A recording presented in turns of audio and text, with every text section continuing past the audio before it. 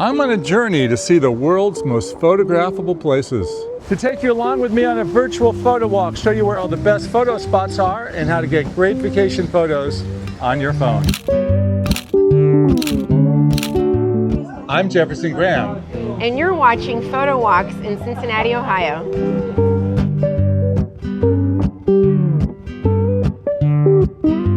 You are looking at the Queen City across the water, aka Cincinnati, Cincy, the Natty, Cincinnati. Doesn't matter, here's what does. Cincinnati is one of the crown jewels of the Midwest, a really cool place for photo ops and food. Now, they've got great buildings, they've got the farmers market, they've got wonderful old neighborhoods, they have their own unique twist on chili, they have ice cream that's arguably the best ice cream I've ever had on a Photowalks episode. I've done over 100 of these, and I've had ice cream in every location, and I am still wowed by what I had over at Grater's.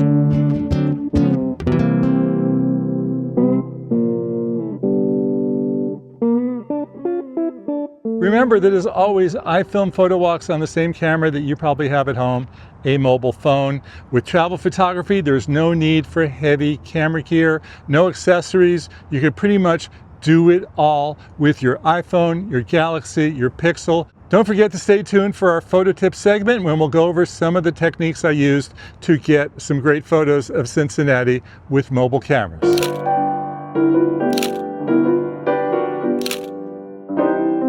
Cincinnati is located at the bottom of the state, right across from Kentucky, and it's on the Ohio River, which flows down from Pittsburgh.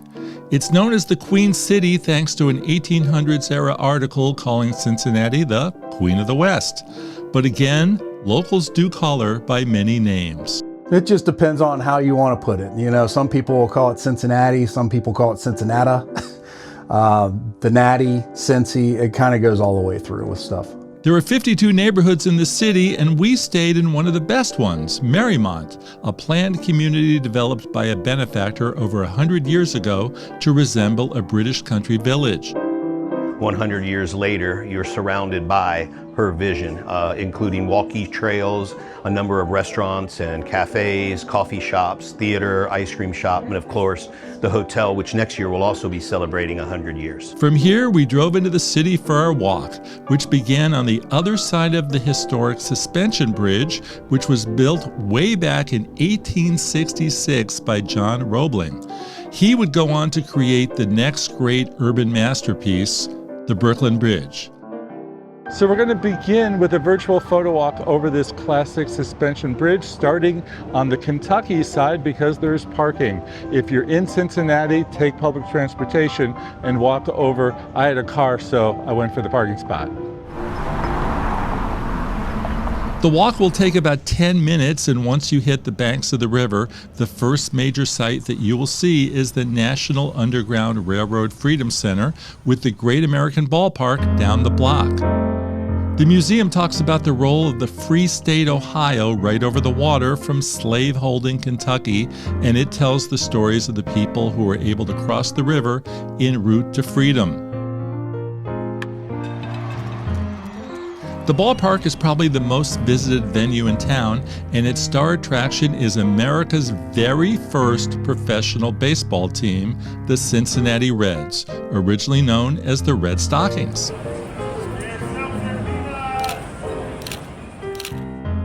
So now let's continue through downtown, gawking at all the great vintage buildings on Vine Street and ending in Fountain Square, which you all remember, of course, from the opening credits of the old TV show WKRP in Cincinnati. So many cities just take an old building that looks kind of nasty and tear it down and start over.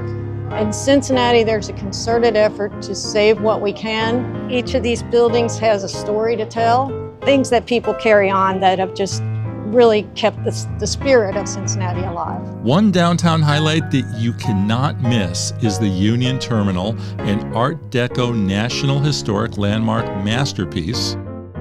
Wait till you see this semicircular rotunda with mosaic murals celebrating Cincinnati's history. Train service now is limited, but the building also serves as a home for several museums.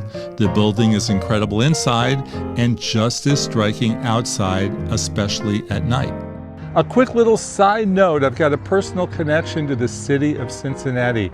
My late maternal grandfather, Stanley Ramelsburg, was born here in Cincinnati way long ago. The house that he grew up in is no longer there. It was torn down. It's now on the site of a hospital, but there is a Ramelsburg Street, and I'm standing on Ramelsburg Street. Not a lot here, just sort of one house and large fields, but there is a Ramelsburg Street, and I know that my mom is very happy that I stopped by to say hi. Hello, Ramelsburgs. It says Cincinnati Food Tours. You must be Barb. I am Barb. I'm Jeff. Welcome to Findlay Market. Thank you. I just love to show off the market. It's just a world of its own as far as foodies and who likes to eat and who likes to cook and who likes to just watch people. So yeah, I wanted to show you around a little bit. Okay, well, let's go in. All right. The market's been in continuous operation since 1852. Not one day off, huh? No, one day, well, Mondays. Monday. Other than that, but we've been open every year. We're the longest continuously operated public market in Ohio. A lot of mom and pop businesses here who are second and third generation. There's one of them that's sixth generation. And you say we, are you part of the market? Or do you feel like you're part of the market? I feel as if I'm a part of it. Once you're here for a while, you become part of the market. Okay, food question. Cincinnati chili, those two words go hand in hand. That's what Cincinnati is known for. What other foods are we known for? Well, the one that is so unique to Cincinnati is Geta. That is a food that the German immigrants actually invented. They settled around this Findlay Market area in the mid-19th century, and they created this dish that is a combination of pork, and today we also use beef chock, and we use pinhead oats and some seasonings and make almost like a little sausage patty. Very common on breakfast menus in Cincinnati. Usually you have a choice of bacon, sausage, or Geta when you go to a breakfast restaurant. And you won't find Geta if you go more than about 60 miles from Cincinnati. People have never heard of it. Will we get to try some today? I would love for you to try some. You can go to our oldest, most well-known shop here, the butcher shop called Eckerlin Meats. So back in the day, it was kind of like your blue-collar working man's food. Anything that didn't have fur or a bone used to go into your Geta pot. All right, this is our world-famous Geta here. This is like sausage meets hash browns, and I think it's great. I'm ready to move here. Have it every day. Beautiful downtown Cincinnati. Absolutely. In color. Look at those buildings. This is a great example of the architecture that is a result of those immigrants that came in the 19th century. So most of these buildings were built between about 1860 and 1890. And they often had extended families living overhead. Maybe there was a saloon on the lower level or a little grocery store or tailor shop. And so it was a spot where, you know, they had everything within a few steps. They spoke German here, taught German in the schools, and so it was really their own little piece of the Rhine. The market is considered the heart of the mural-filled Over the Rhine neighborhood, which extends to Washington Park, and another great 19th century masterpiece. So this is the building that I wanted to make sure. This is Music Hall. And it's Okay. the home of the Cincinnati Symphony, the fifth oldest symphony in the country, the Cincinnati Ballet, the Cincinnati Opera, the Cincinnati May Festival Chorus, and the Cincinnati Pops. Okay. And it was built in 1878 by the German immigrants. Now, I always say that I shoot every episode on the iPhone, and it's true. Today, I am so lucky. I've got some help from Dwayne from Channel 9 here in Cincinnati, and he's shooting on the iPhone too, so we are totally consistent. People never believe me, but you know what? The iPhone is water resistant. Can't dunk it under 60 feet of water, but you can definitely do one of these, and you're cool.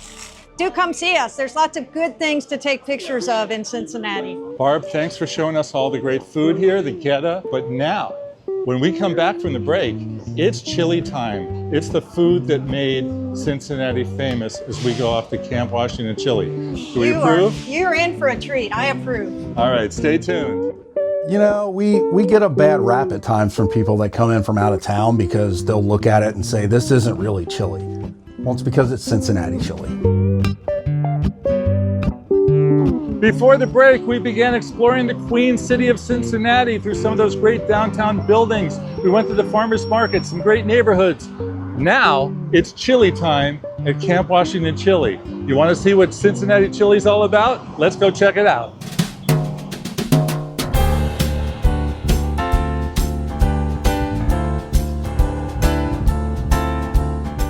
Hi Maria, I'm Jeff. Hey Jeff, welcome to Camp Washington Thank you. Chili. Thanks for having me. My pleasure. I'm Ready to hungry. eat? I haven't eaten all day. I'm ready for some chili, some classic Cincinnati chili. The best chili in The best Cincinnati. chili. Yes.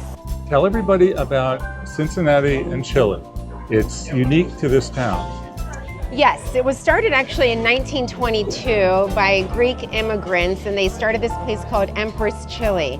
And then all the Greeks, when they came to Cincinnati, started working for this family. And they saw them making, you know, lots of money, going to the bank with bushels. And they're like, hey, we can do this. So all the Greeks that worked for that family branched off and started their own, including our family, the big chains, they also worked there. So that's how it started. But nobody knows how these original Greeks came up with the concept of putting the chili over spaghetti. And then they added cheese later. So at first it was just chili and spaghetti and the coney dogs without the cheese. But it was a very inexpensive but hearty meal for immigrants back then and blue-collar workers, so that's why it took off. You could get in, be fed in 5 minutes, and probably out in 10. Okay, let's start with the menu. You've got a Okay. 3-way, a 4-way, and a 5-way. Yes. Which do you recommend that we do today? Well, if you like chili, spaghetti, onions, beans, and cheddar cheese, that's a 5-way, then get that. If you're not a bean person, knock out the beans, that's a 4-way. If you don't like beans or onions, then that's spaghetti, chili, and cheese. It's a 3-way. Depends what you like. What's the most popular? Probably a 4-way onion, I would say. At least that's my favorite. Well, if 4-way is good for you, 4-way is good for me. Okay. And you'll have some 4-way while we're having Sure. 4-way? Because of all the, oh wow. Are you ready? Thank you, Irene. I'm told that when you come in a white shirt to Camp Washington Chili, you need to wear a bib. Yes, especially if you have a spouse who does your laundry. So I do my own laundry. I don't have to wear a bib, but if your wife does your laundry, then yes, you should wear a bib. Tell me and everybody the art of eating Cincinnati chili. First, you Yes. have to turn it this way, vertical. Vertical. Most people, when they eat their spaghetti, do the twirl. Yeah. Which I won't yell at you for that because sometimes I do the twirl. But in Cincinnati, you're supposed to cut and scoop. That way you get every layer. You get the cheese, the onion, the spaghetti, and the chili all in one bite. If you do the twirl, you might lose the onion, you might lose the cheese. Okay, so cut and just like that, Yes, right? sir.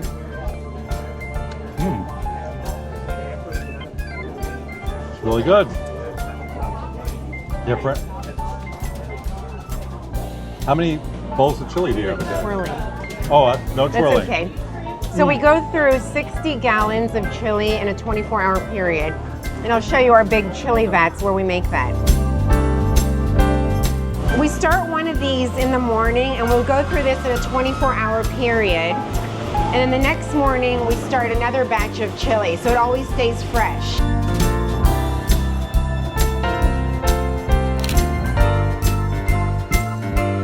Right around the corner from Camp Washington Chili, you've got the brightest lights in Cincinnati at one of the crown jewels of the town, the American Sign Museum.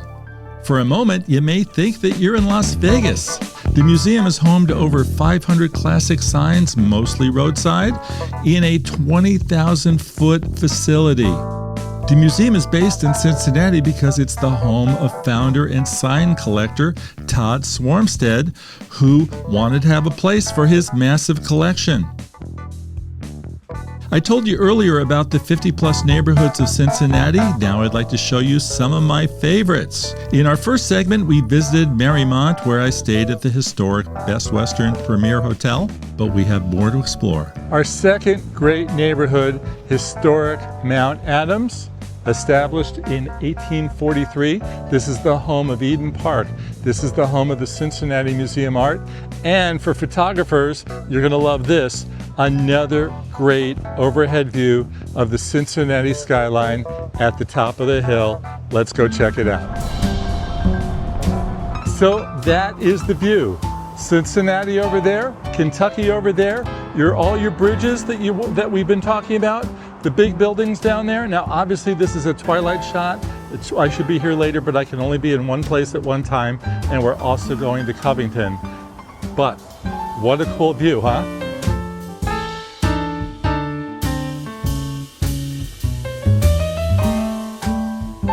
When you come to Covington to photograph the bridge and the Cincinnati skyline, don't neglect the Licking Riverside District.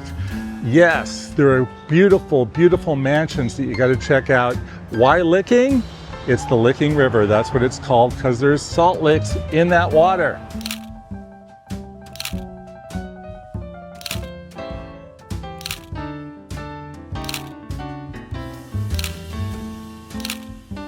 And that's just where we will be photographing Cincinnati in our photo tip segment. Your better shots are from Northern Kentucky. Northern Kentucky has a beautiful skyline to photograph at night, depending on how you look at it. But the better shots are from Northern Kentucky looking back at Cincinnati across the river.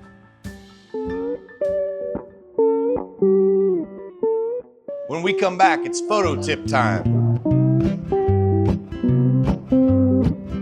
It's time for our photo tip segment where we talk about some of the images that you saw on today's episode and how to go about getting them. Let's start with the Roebling Suspension Bridge. This is the jewel of the city. This is the #1 photo spot, and I'm standing in one of the great places to photograph her from Covington, Kentucky, right across the water from Cincinnati. And the cool thing here is that there's many different ways to do it.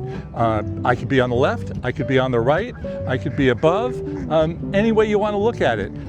The important thing is what time you're here. You can get a nice shot of the bridge in the morning and the afternoon. I kind of like them, but when those lights go on, and you will see that, you will see the lights go on, it's magic.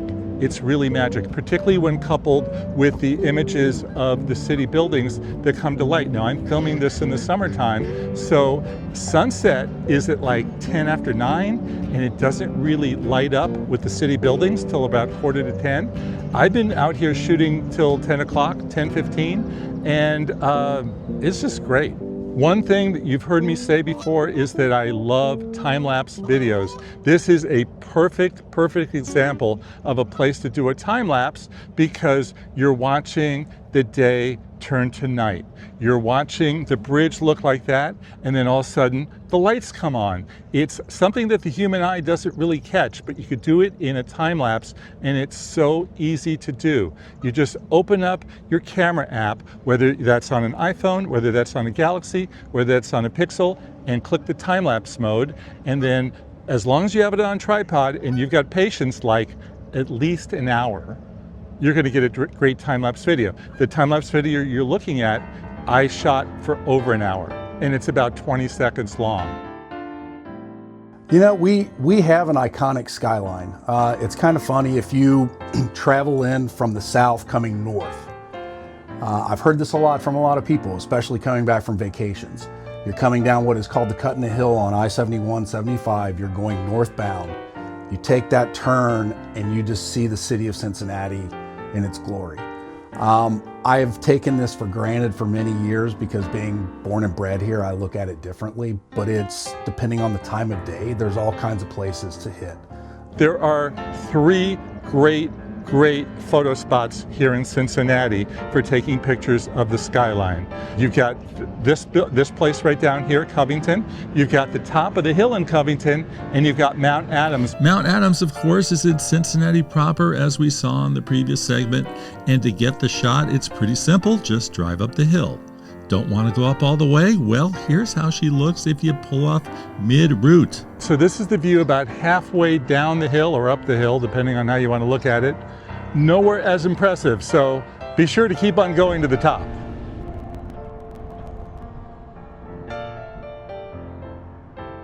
All right, so that's the view. You've got all the major bridges, all the major buildings, and all you have to do is just drive up the hill here. You saw I just pulled right in the parking lot. At the top, you're going to get to bypass all those bushes which cover the skyline. You can go to what is called DeVue Park. It is in Covington, Kentucky. It is a City of Covington park There's a museum up there. There's a golf course. It's a beautiful place. And they do have an overlook that looks down into the river valley as well, which is a little bit more, I'll call it southwest of the city. So it dips down, looks into the city. It's a beautiful place. Look at this. You've got the skyline like you're not going to see anywhere else. Let's go a little closer and check it out. We've got greenery that's in the way, so we're going to need to use our telephoto lenses on our phones. The 2X will help. I've got the 2X on my iPhone 16 Pro. You might have a 2X or a 3X. The 5X will get us, of course, even closer, get a little bridge in there.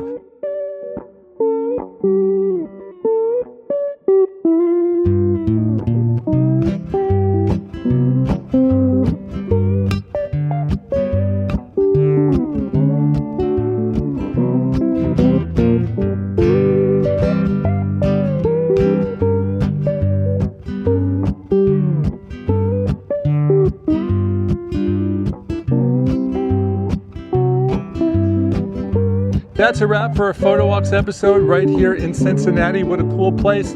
Can't wait to come back. Can't wait to have more chili. I think there might be an ice cream cone in my future, and there's definitely a chocolate soda. Thank you, graders. Thank you, Best Western Hotel and Resorts, for your promotional assistance. Thank you, viewers, for watching. Remember, I really want to hear from you. Questions, comments, what would you like to know about mobile photography, travel? I'm all ears. PhotowalksTV@gmail.com. Send me a note and you're automatically registered for our new monthly giveaway. I'm Jefferson Graham, and I'll see you on the next Photowalk.